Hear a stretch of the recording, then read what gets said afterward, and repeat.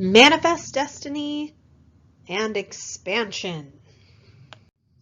So, back to kind of politics of the United States for just a second. We get the election of 1844. James K. Polk is now the Democratic president, and very much he has an expansionist vision. He ran on the platform of, Texas and Oregon, but he also wants more than that, such as like California. Now, a lot of this ties into manifest destiny, which I talked about earlier.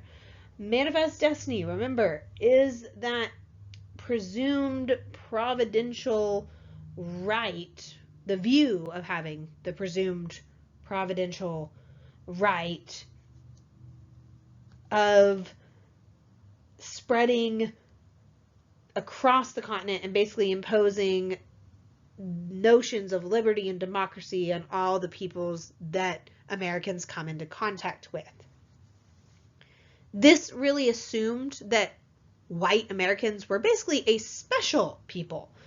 Also, a lot of this is going to be tied into some of the evangelical revivals that we saw with like that Second Great Awakening. This basically adds a sense of urgency to America having this presumed mission to not just spread their own like political beliefs, but also religious beliefs of Protestantism and Christian civilization to other people.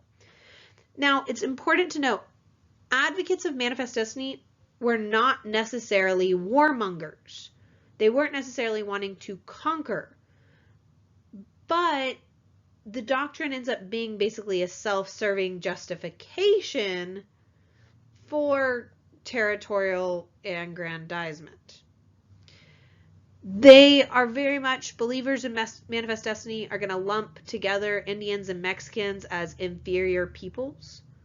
Manifest destiny also is very much going to be linked with the Democratic Party, partly because of James K. Polk becoming the president, partly based off this view a little bit.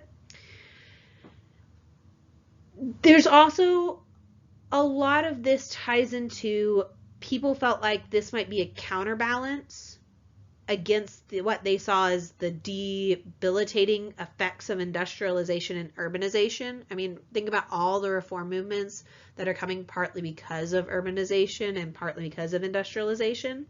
And so this is kind of jumping back to Jeffersonian ideals of that, the United States needs more land so that they can have a more democratic republic that's very much rooted on equality, but specifically the equality of independent farmers. This idea really captures a lot of the public's attention after the Panic of 1837 as well, because a lot of Americans are going to view the West and gaining more land as a way out of this depression. Partly because then if one's working for oneself as a farmer, they can survive if nothing else. And then also because the idea was by gaining land in the West, this could revive export trade, because then one could trade with like India and China. And so that can only really happen if America has possession of harbors on the Pacific coast. So once in office, Polk is actually going to be willing to compromise when it comes to Oregon, because there's an element of he knows that he's going to probably end up having to go to war with Mexico to gain the territory that he wants that is owned by them. And the last thing Polk wants to do is be in a war with Mexico and Great Britain, and thus a war in the North and the South simultaneously. So in the spring of 1846, there's going to be first an agreement on the joint occupation of Oregon, but then we're going to see that the British are going to agree to a boundary at the 49th parallel, as long as they were able to retain Vancouver Island and Puget Sound. So you can see how there's that island in the far west of your map that technically goes below the 49th parallel, but it's all part of modern day Canada. The Senate is going to quickly approve of this, and at that point, British-American trade continues to flourish. And Mexico actually lost a potential ally against the United States. And at that point, Polk could really concentrate on what is the Mexican War or the Mexican-American War. So, looking at the Mexican War, this erupted in 1846. Basically, it is going to erupt partly because Texas has become part of the Union, and America refuses to budge on the claim of the Rio Grande River being the border between Texas and Mexico, whereas Mexico is still insisting it's the Nueces River, and you can see those two rivers clearly on this map. So Polk is going to actually send troops all the way to the Nueces River in 1845, and then would basically prepare for war by doing things like telling Californios that the United States would support them if they revolted against Mexican rule. He also would order secretly United States Pacific Naval Squadron to seize California ports if war breaks out with California. But there was one last effort at some sort of peaceful expansion, and that is in 1845, America is going to offer $30 million for California, New Mexico, and securing the Rio Grande River as the boundary between Mexico and Texas.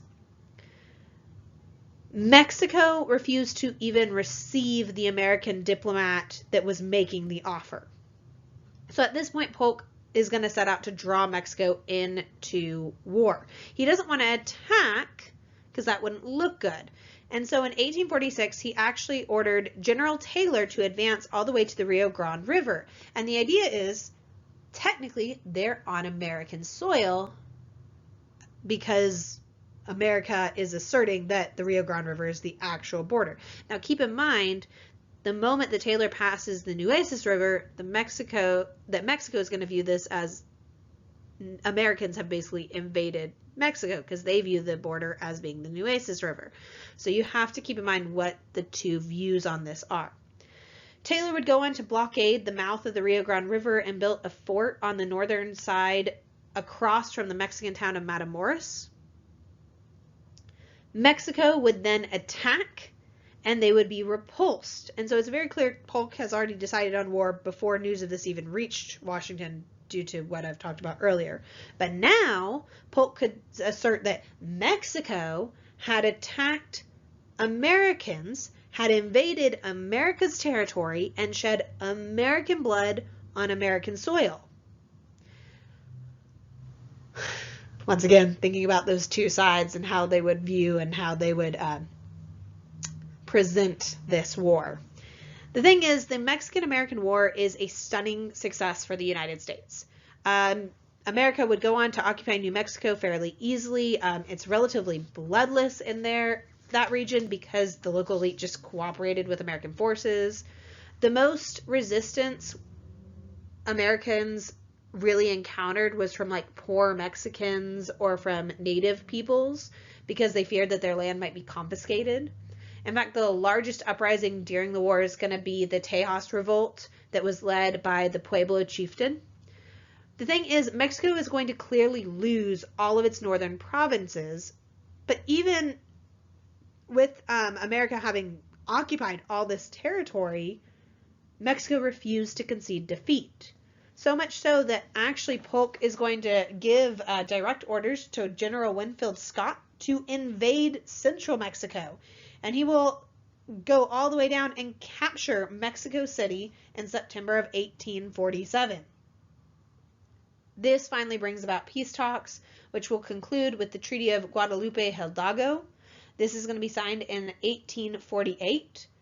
In this treaty, Mexico will surrender claims of Texas north of the Rio Grande River. So there we go, we've got that border now. And they're going to cede all California and New Mexico, which would include present day like Arizona, Utah, and Nevada. The United States in turn will pay $15 million, and they agreed to grant United States citizenship to any Mexican residents in these new territories.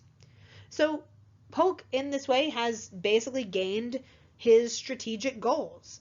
And the cost was that $15 million and 13,000 American lives. And in fact, most of the Americans that died in this war died of disease like measles and dysentery rather than actually fighting. On the Mexican side, they lost 50,000 lives, but you could also say that this is really going to poison the relationship between Mexico and America for generations to come. And as a result of all this, this is going to heighten a lot of sectional tensions, specifically over slavery in America, because now there's this question of what territories will be free and what will be considered slave territories. So I ask you as a part of your journal for this, what can we learn about the United States at this time from the Mexican War?